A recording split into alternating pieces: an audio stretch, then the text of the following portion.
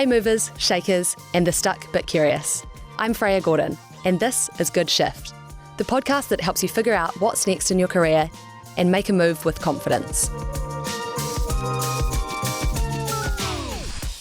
Today's episode is a little different, and in the best possible way.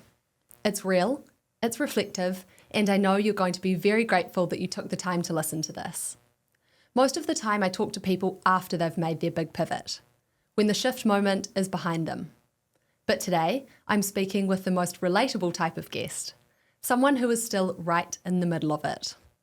Henry Mitchell is the co-founder of Still Life, a business that he spent 6 years building.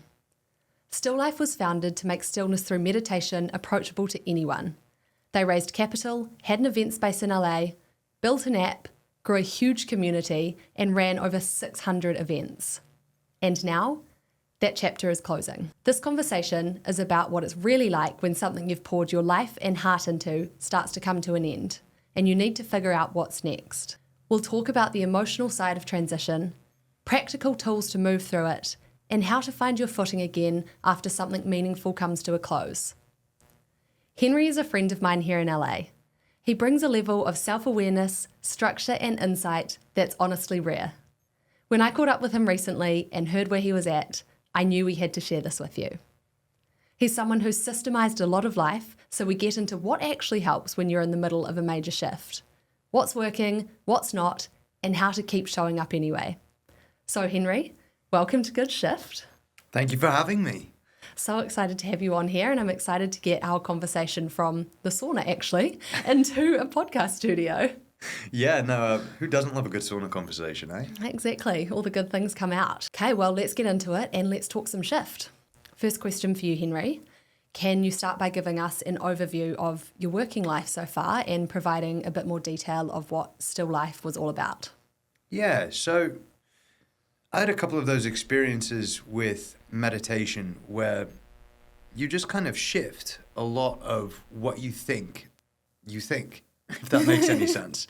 Because really, I think at the core of it is a lot of meditative practices start with the observation of thoughts, and you start to realize that we are constantly creating partial narratives within our minds. And so it was understanding the narrative that I was creating within myself, about myself, that was really pivotal in the sense where it's like, there's so much leverage here because I'm telling myself a story at the time that I wanted to be X, Y, and Z doing A, B, and C. And I realized that the reasons that I was doing those things weren't necessarily correlated or tightly fit to what I was telling myself that was valuable to me. At the time, I wanted to be a doctor in the Navy, right? And I was telling myself I wanted to do that to help people. And I realized when auditing all of my behavior that it was actually more of a signaling scheme because I wasn't constantly helping people throughout my day. I'm telling people that I want to help people. What I'm saying my values are weren't quite coherent with what it was that I was actually doing. And so when observing that through stillness, through a quietness of mind, I realized the thing that was helping me the most was actually an inside job, right? It was understanding the story that I was telling myself. And I was my best friend in college and our mentor, Jim, who was really helping us to get into these states, were like, why not start a business around this? And that was sort of the genesis of Still Life. And we had quite a journey with it, a hell of a time. We got a space on Abercrombie and we kind of did everything the wrong way around. You know, everybody says start small, get a following, do all of these things. And we signed a 5-year lease on one of the most expensive streets in Venice 2 weeks before COVID, right? It's we kind of did stuff the wrong way around. We just made a lot of mistakes, but beautiful mistakes, and learned a hell of a lot along the way. And really it was all just about helping to share these tools, these practical ways to get into this state that is sort of well communicated, but not well experienced in our culture, and making that more accessible. You were wanting to be a doctor in the Navy. Were you studying this at college?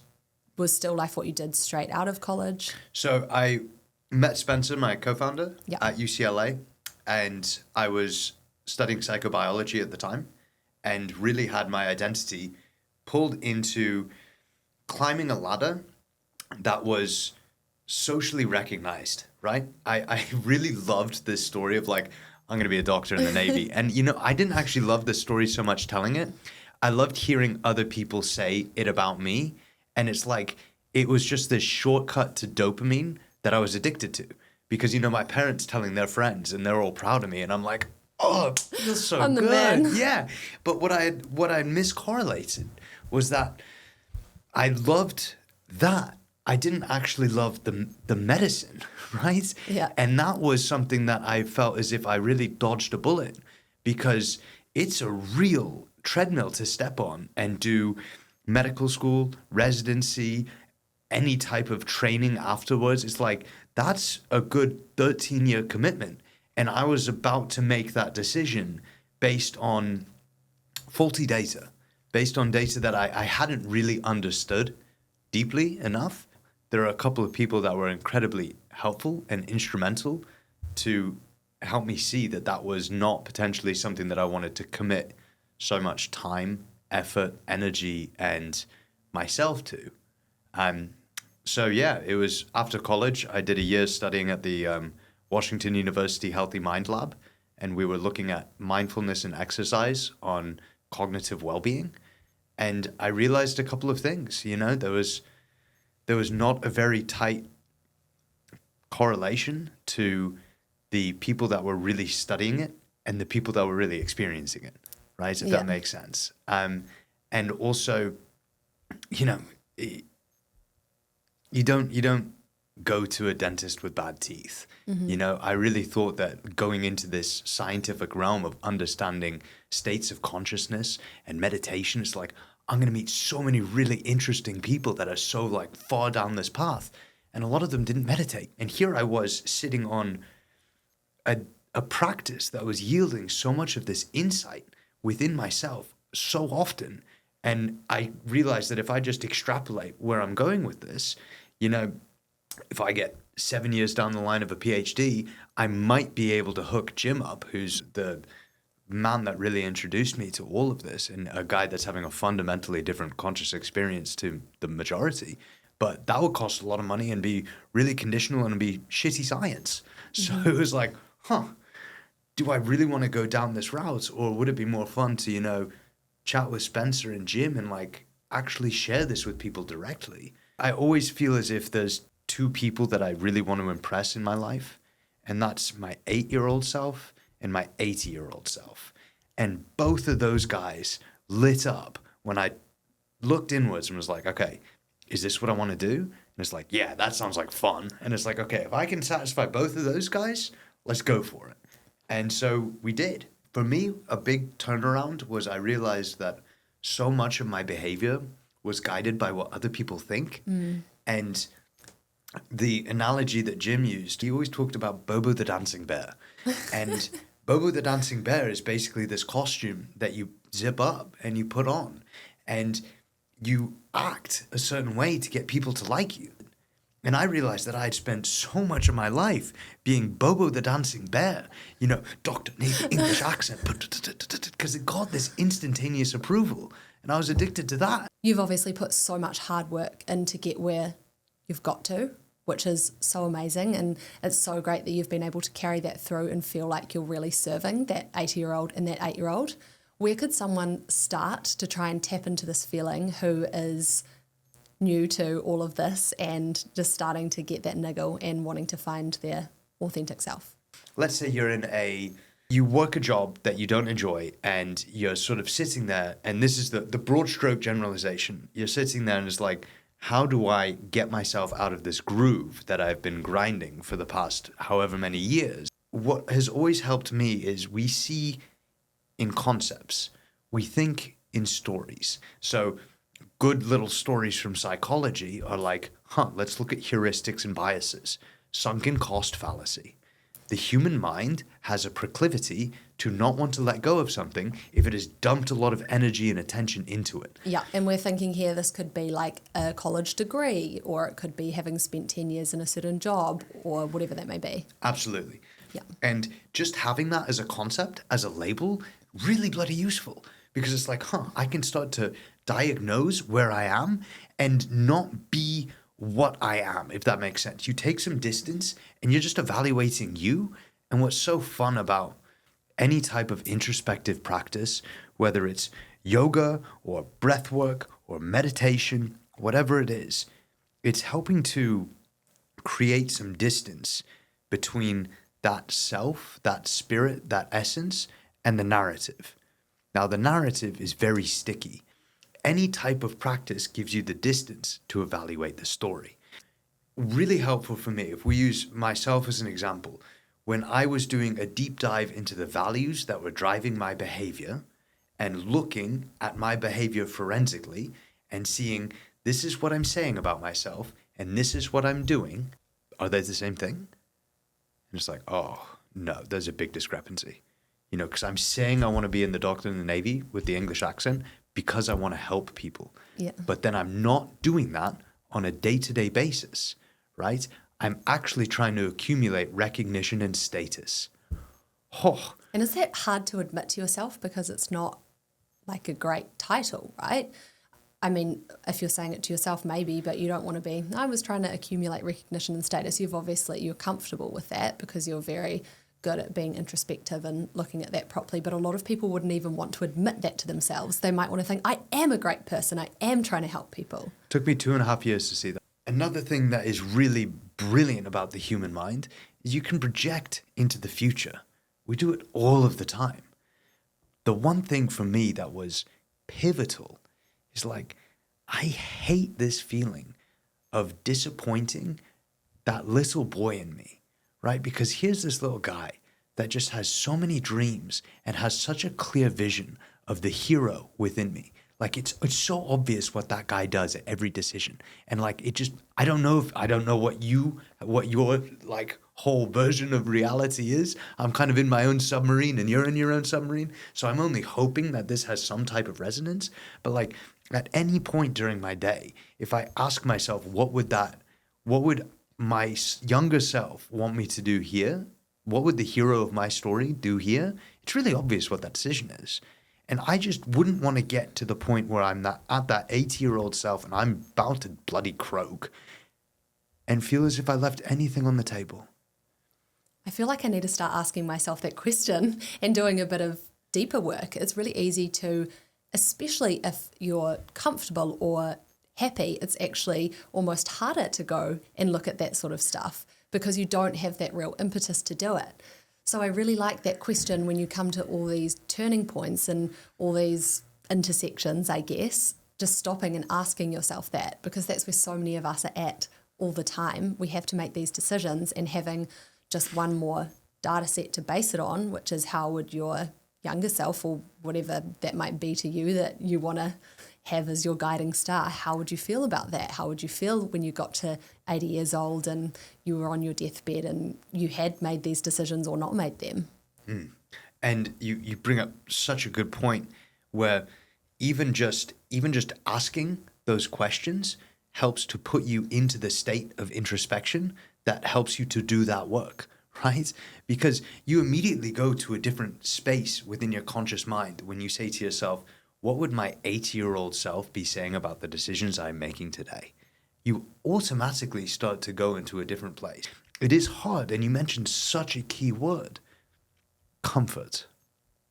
And to me, that is one of the scariest feelings because you can float when you're comfortable. And it sometimes takes something to shake everything up for any change to occur. But comfort is not a good place to change. It's actually harder than being in an uncomfortable position. However, I feel as if when the things that I now truly value, the behaviors that I want to build into my everyday life, one of them, hopefully my number one, number two values. I say hopefully because a lot of this stuff is subconscious. A lot of this stuff is sneaky. It's slippery. You have to really look with the microscope, right? I want my behavior to be guided by growth because to me, growth, internal growth, self-growth, discovery, understanding, that has been the most rewarding pursuit I have ever chased. That, I guess, is your fulfillment, right? Growing and just continuing to be energized by that.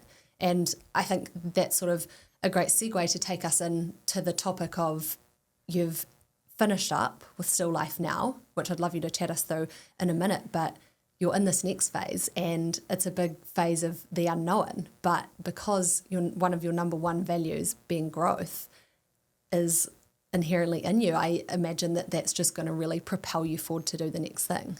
So we get back to the point of story making and all of these types of things.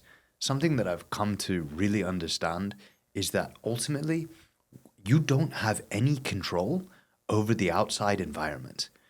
The narrator within us loves to have control, loves to have a feeling of control, but ultimately it's like, I don't know if I'm going to get hit by a bus tomorrow.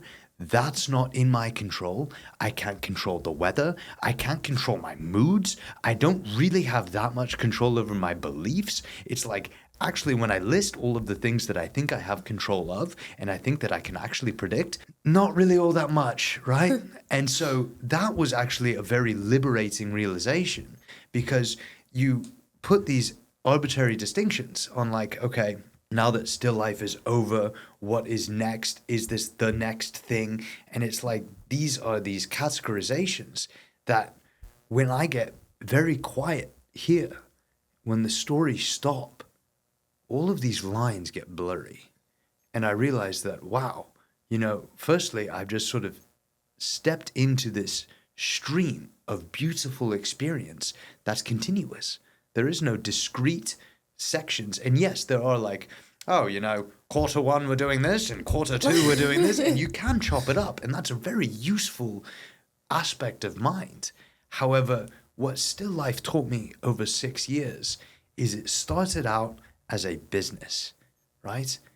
And in a very convenient way, it turned into a lifestyle. I'm transitioning where there's a story in my head of, well, we got to kill the baby. We spent 6 years building this beautiful thing and it didn't work and I'm a failure.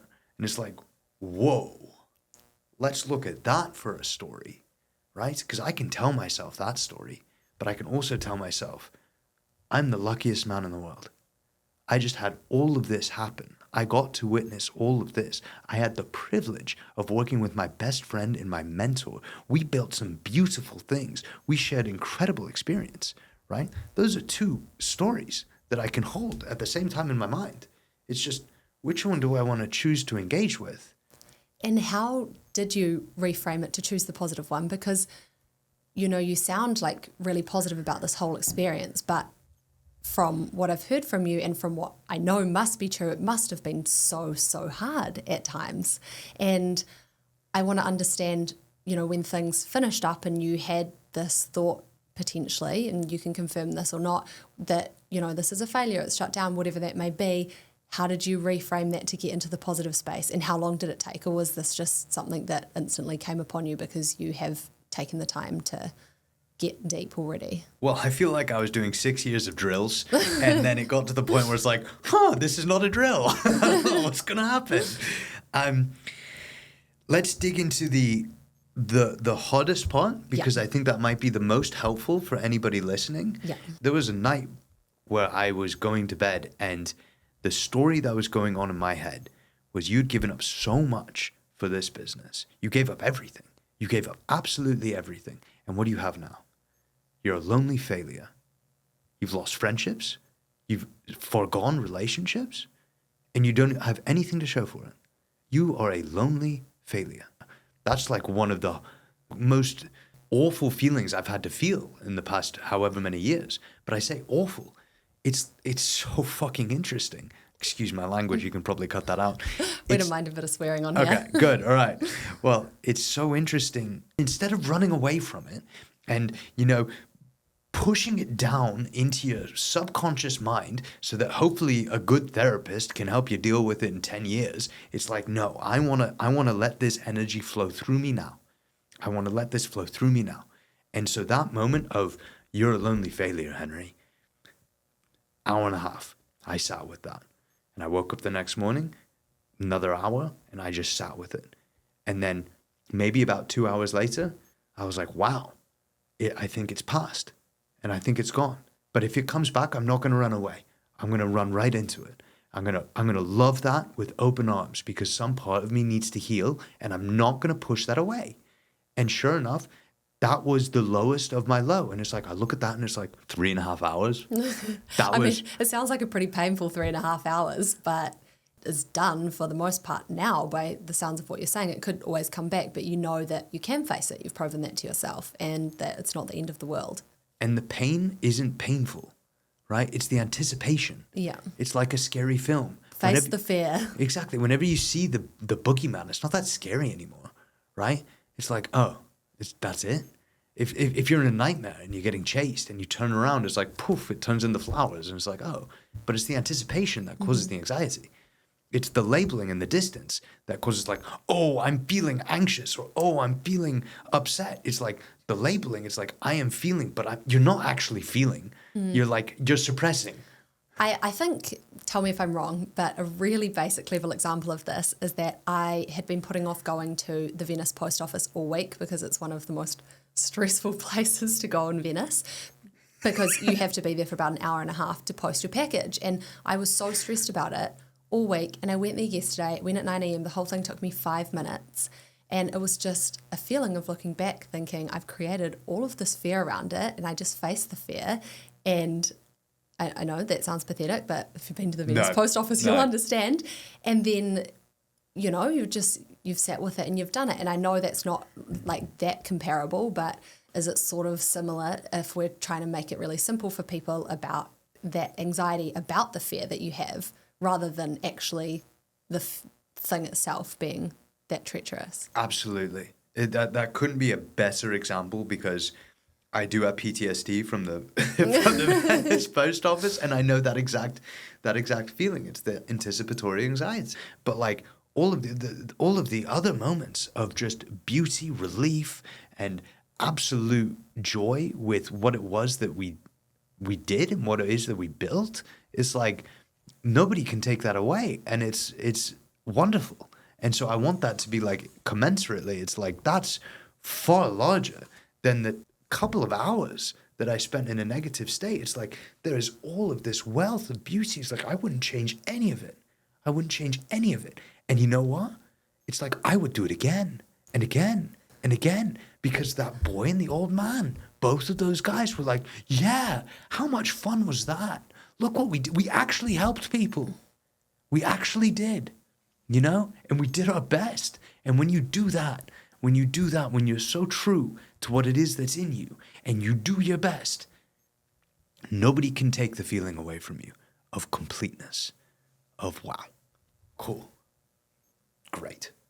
And Still Life is such an amazing thing that you've built, and there's so much content out there on Still Life that we can drop in the show notes and people can go and check out, because I know that people are going to want to understand you more and dig deeper into this sort of content. And you've made a ton of podcasts and everything else. In terms of, because you were so fulfilled by what you were doing, where does that leave you now? Because a lot of people are out there trying to find fulfillment for the first time, but for you, you've got such an interesting experience because you've gone through that and you found your fulfillment. You really have helped people and you've created something so amazing, but now you need to take that next step. So what's this feeling like of the fear of the unknown, I guess, and knowing where to put your energy to go next? Well, it's a great question. The fear of the unknown, it's always unknown, it's always out of your control. It's just whether you're telling yourself a convenient story that, oh, I've got stability because this is a huge company and it will never go under type thing. It's like, no, you never know what's going to happen. COVID-19, anybody predict that one? Anybody that did, we ignored them, right? Okay, but that's something where it's like, it's always unknown. It's always unknown. It's just how comfortable are you with the story that you're telling yourself about the future?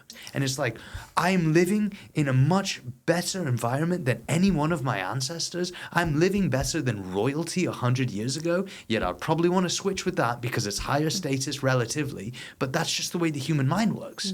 And you get a good idea of how the human mind works, and it's like, of course I'm going to be okay. I've never really truly been hungry my whole life. It wasn't any real desperation.